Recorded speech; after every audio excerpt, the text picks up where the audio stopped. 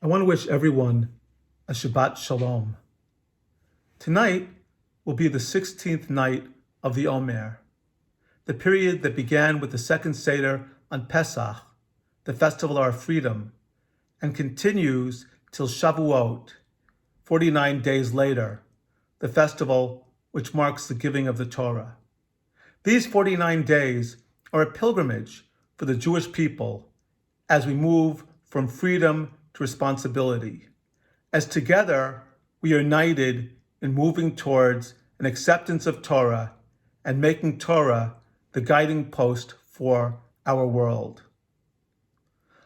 I wonder what the world will be like after the COVID pause. Will we learn anything about what it means to be part of an interrelated human family? Or will we maintain our selfish individualism, thinking mainly of ourselves?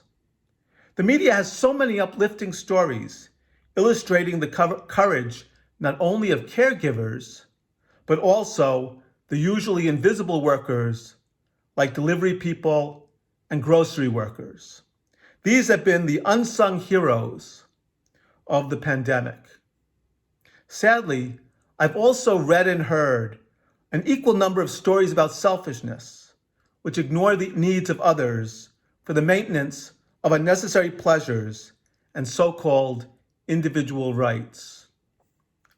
The importance of community cooperation and interconnectedness is not new.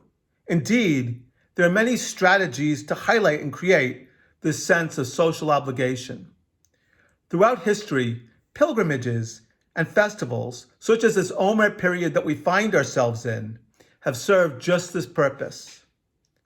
Here in Japan, many of the Matsuri, community festivals usually centered around a Shinto shrine or a Buddhist temple, fulfill this important role.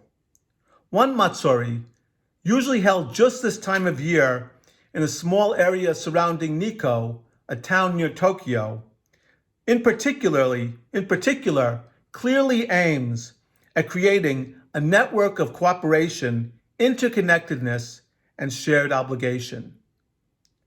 The Yayoi Sai Matsuri features processions throughout Nikko, involving a large number of floats called dashi, carried by young men from each of the neighborhoods and surrounding communities. Finally, at the climax of the festival, all the floats gather together in the courtyard of one of the major Shinto shrines. After a short Shinto ritual, representatives from each of the communities go to each of the other floats and extend greetings and congratulations to all the others. The greetings are very formalized as visitors bow, yell, and chant good-humoredly. The greetings are then respectfully received with appropriate traditional responses. Interestingly, such a festival could easily have degenerated, as often happens on the holy days with clothing, or Christmas and Halloween with decorations. They could have degenerated into a competition as each local community attempts to outdo the others with elaborately decorated dashi. Instead, in Nikko, each of the floats is identical, removing the potential for bad feeling or for embarrassment of smaller or poorer communities. I have no doubt that the festival originated with just this aim, to create a bond of good feelings for all the people from the district, all the people from all the communities and neighborhoods. I have no doubt that the great pilgrimages to Jerusalem in antiquity, as well as the Omer period and the Hajj and other contemporaneous religious pilgrimages in other traditions, served a similar purpose, reminding adherents of their interconnectedness and shared commitments. Like expressions in Shinto, Judaism is not a religion of isolation, but rather it's a religion of community.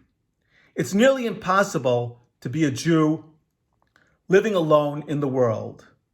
Like in Nikko, community and connection, with a care for the disadvantaged and even the stranger, is at the core of all we do.